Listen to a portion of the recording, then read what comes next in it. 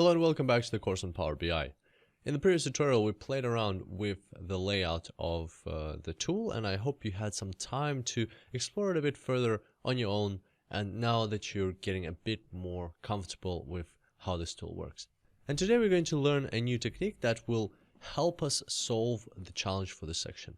So let's go ahead and create a new page by clicking the plus sign over here.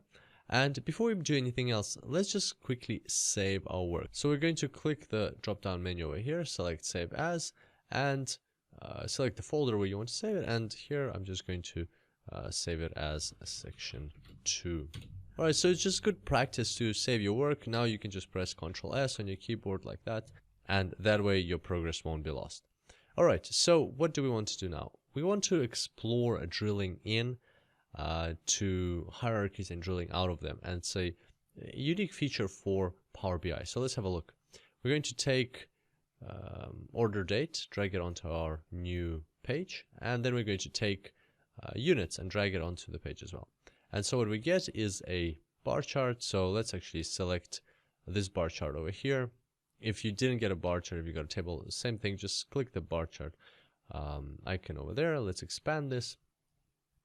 And now what you'll see is we've got 2 years, 2014 and 2015. And that's because that is how our data set is structured. We've got, if you go over here, we've got sales starting from July 2014 and they go all the way to June 2015. So in some countries, such as Australia, this is a financial year. It starts on the 1st of July, it ends on the 30th of June of the following year, and hence this data set is like that. So it's a bit different to a calendar year, but it still has those 12 months. It's just shifted by 6 months.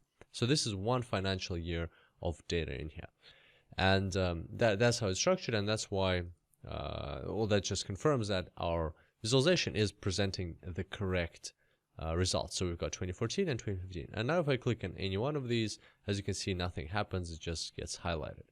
But what we can do is we can tell Power BI that we want to drill into our data. And there's a couple of ways of doing it. First of all, at the top here, you can see drill. So once we've got this chart selected, if I just click somewhere on the space around it, then that menu disappears. If I just select the chart, you've got this option drill. So let's go ahead and click there. And you can see a couple of options available to you here. So today we're going to explore this option, drill down. You can select it here, or the other way you can do it is you can select it over here. So they both do the same thing. As you can see, this one gets pressed when you press it here, or if I uncheck that and I press this one gets pressed. And basically that changes the behavior that this chart is going to exhibit when you select different elements of the chart. So now if I select 2014, watch what happens. Once I've selected 2014, what happened is we went into 2014 and we've got quarter 3 and quarter 4 here of 2014. If I select quarter 3 now, we have the 3 months, July, August, September. So I'm drilling into the chart. And now if I go into July, I actually have the dates. I have the 4th, the 12th, the 21st, the 29th. That's when those units were sold, and I can see like exactly how many units on the 29th of July of quarter 3 of 2014, 81 units were sold. And here you can see how far we've drilled in. We've gone into year, quarter, month, and day. And this allows us to really get a granular view of the data set.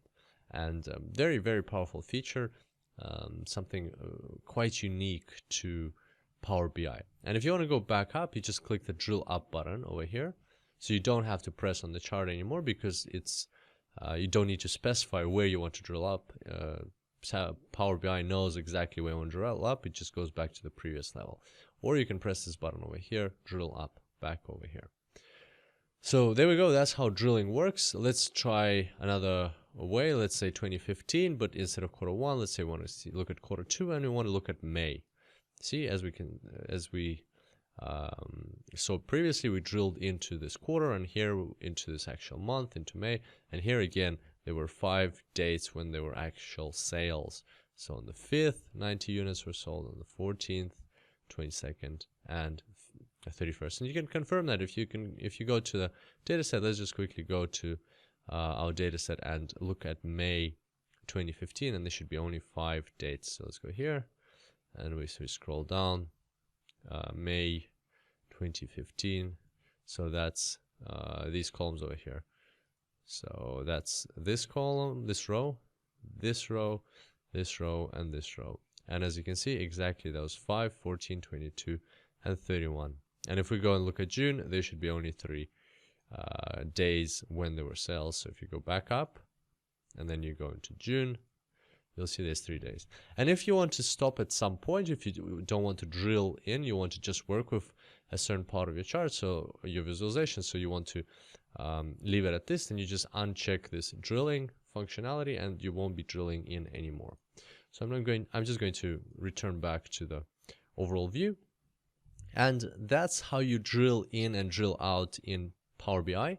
I highly recommend that you play around with this a little bit, and for example, explore quarter 1 of 2015 or quarter 4 of 2014 and see how many units were sold in one of those days in one of those months, and then just compare it with the data source. And I'll see you back here on the next tutorial.